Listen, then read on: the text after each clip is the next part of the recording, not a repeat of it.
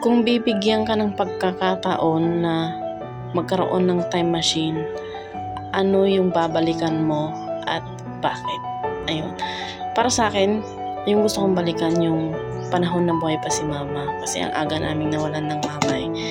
At meron din ako mga kapatid na mga bata pa na walang naggagabay na mama ngayon. Ayun. Tsaka sobrang hirap na wala kang nanay na naggagabay sa'yo. Sobrang hirap guys nang walang nanay na gumagabay sa'yo. At the same time, wala ding tatay na gumagabay sa'yo. Walang nagtatama kung meron kang nagagawang mali. Walang nagbibigay ng advice sa'yo kapag kailangan mo ng advice. Ganon. At saka, wala kang kakampi. Ganon.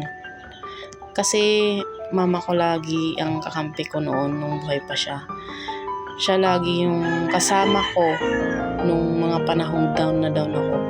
Yung as in na doon sa mga panahon na sobrang lugmok ako.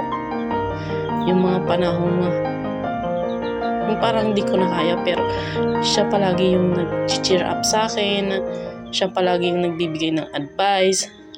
Siya yung taong nagpapatatag sa akin kapag may mga pinagdadaanan akong mabibigat. Lalo na ako guys, kasi sa murang edad ko noon, grabe, sobrang dami na yung mga napagdaanan kong hindi magaganda. As in, puro trauma yung mga naranasan ko. Pero thankful ako kasi meron akong mama noon na nagkagabay sa akin. Merong nagtuturo kung ano yung gagawin ko, kung paano ko malalagpasan yung ganito. Alam niyo yun, kahit 2 taon na yung lumipas, parang hindi pa rin mag-sink in sa utak ko yung mga nangyari. Yung ano kasi, biglaan eh. Nandito pa rin yung sakit. Yung kahit sarili ko, sinisisi ko,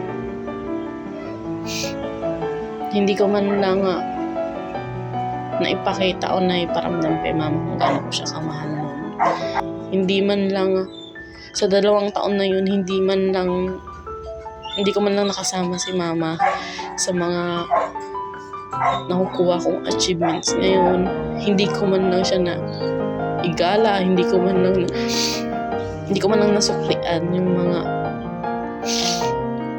nagawa niya para sa amin, para sa akin, lalo na sa akin. At saka hindi ko gaanong nakasama ng matagal ng mama.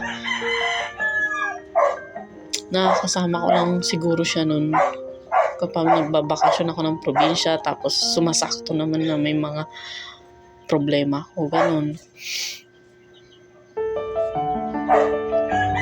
Kaya kung maibabalik ko man yung panahon o yung oras, ayun, babalikan ko yung panahon kasama ko siya.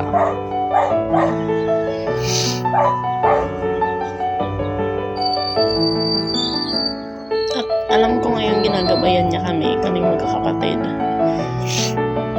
At alam kong ginagabayan niya din ako na maging matatag sa mga kung ano man yung pinagdadaanan ko sa bawat araw.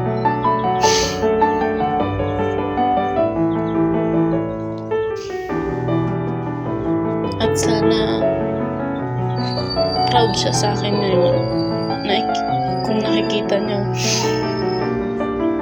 ang dami kong achievements na nagawa o yung ang dami kong goals yung mga goals ko dati na natupad. Sana proud ka, ma. Mahal na mahal kita. Miss na miss ka na namin.